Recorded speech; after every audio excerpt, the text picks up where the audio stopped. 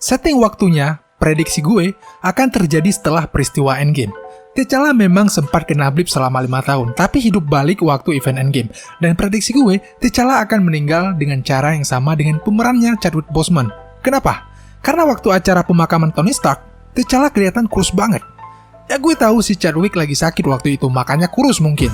Tapi gue rasa kalau pihak Marvel mau, itu mungkin bisa untuk diolah gitu ya, jadi berisi lagi. Sama kayak Captain America di film pertamanya. Tapi kan enggak. Karena memang mungkin Marvel benar-benar pingin karakter T'Challa ini mengikuti kondisi pemerannya. Kalau memang membaik, ya alhamdulillah. Kalau takdir berkata lain, ya udah Marvel ikut kata takdir. Takdir pun berkata lain, Chadwick pun meninggalkan kita. Dan mau tidak mau, karakter T'Challa harus ikut dengannya. Suasana haru pemakaman pun sangat terasa di menit-menit awal film ini. Hari berganti hari, minggu pergi datanglah bulan. Bulan pun berlalu bergantilah tahun. Rakyat Wakanda sudah mulai bisa merelakan kepergian raja sekaligus pelindung mereka. Namun peristiwa meninggalnya T'Challa karena sakit masih meninggalkan sejuta pertanyaan. Kenapa bisa begini?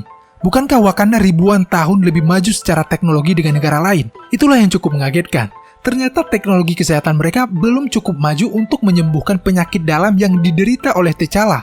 Hingga ilmuwan Wakanda pun dikirim untuk melakukan penelitian ilmiah lebih lanjut untuk menghindari peristiwa yang menimpa T'Challa kembali menimpa orang-orang lain.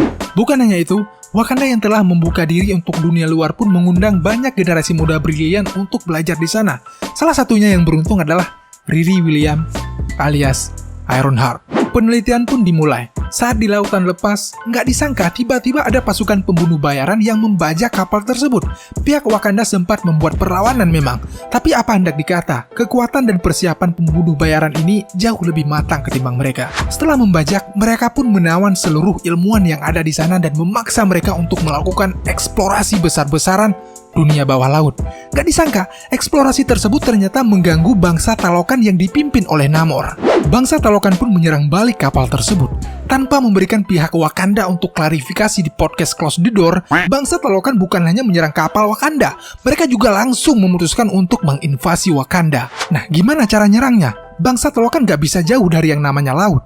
Muncullah ide gila mereka untuk membuat permukaan air laut meningkat dan membanjiri seluruh daratan Wakanda.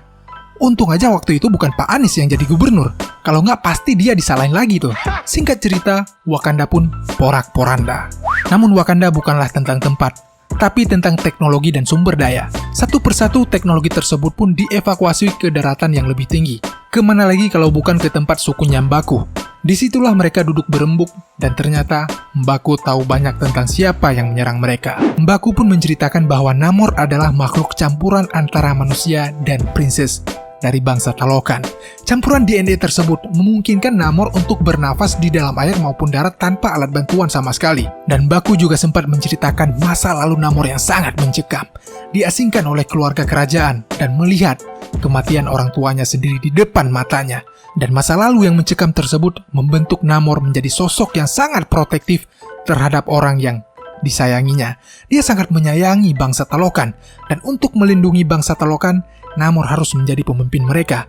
Namor tidak mau ada pemimpin yang mengasingkan bangsanya sendiri, seperti yang dirasakan oleh ibunya dulu. Setelah tahu mereka berhadapan dengan siapa, pasukan Wakanda pun menyusun rencana. Namun kekuatan mereka tentu berkurang drastis dengan kepergian sang Black Panther.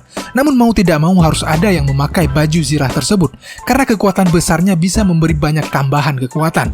Seseorang pun mengambil peran tersebut. Gue nggak yakin si Shuri yang mengambil peran ini. Secara kekuatan dia itu di otak, bukan di otot. Dia nggak punya pengalaman bertarung. Gue rasa si Nakia lah yang akan mengambil peran ini. Shuri akan menjadi Shuri dengan membantu di belakang layar. Kenapa Nakia? Karena dia udah terbukti setia dengan kerajaan tersebut. Kalau Okoye, seseorang harus memimpin pasukan Dora Milaje. Anggaplah Nakia yang jadi Black Panther. Si anak baru Riri Williams pun pengen ngebantu. Dibuatlah kostum yang mirip dengan kostum Iron Man. Namun ibarat yang HP tanpa pulsa, baju zirah tersebut nggak bisa berfungsi karena belum ada benda kecil yang cukup kuat untuk bisa menghidupkan baju zirah tersebut. Mau tidak mau, Nakia, Okoye, dan Riri pun berangkat ke Amerika untuk mencuri teknologi akreatornya Tony Stark. Kenapa gue bisa asumsi nyuri? Karena mereka dikejar sama polisi, cuy. Kejar-kejaran pun terjadi. NYPD di film, come on, gampang banget lah diatasi. Setelah bebas dari kejaran polisi, nggak disangka mereka malah dihadang oleh bangsa Talokan. Singkat cerita, mereka berhasil kabur. Setelah semua persiapan lengkap, mereka pun mengambil keputusan untuk menyerang balik pasukan Namor yang telah bermarkas di Wakanda. Pertempuran epik pun terjadi, dan akhirnya Namor sadar bahwa dia udah bertindak terlalu jauh dari semestinya. Tujuan mulia dia untuk melindungi rakyatnya justru menjadi pintu menuju kematian rakyatnya. Dia pun memilih untuk menarik seluruh pasukannya, dan kemudian berdiplomasi dengan Ratu Ramonda untuk melupakan apa yang terjadi sembari melihat posibilitas kerjasama di masa depan. Film pun akan ditutup dengan memperlihatkan Ratu Ramonda, Nakia, dan Shuri yang menikmati indahnya lautan dengan tujuan mengenang kepergian pemimpin dan pelindung Wakanda untuk selama-lamanya. Wakanda Forever.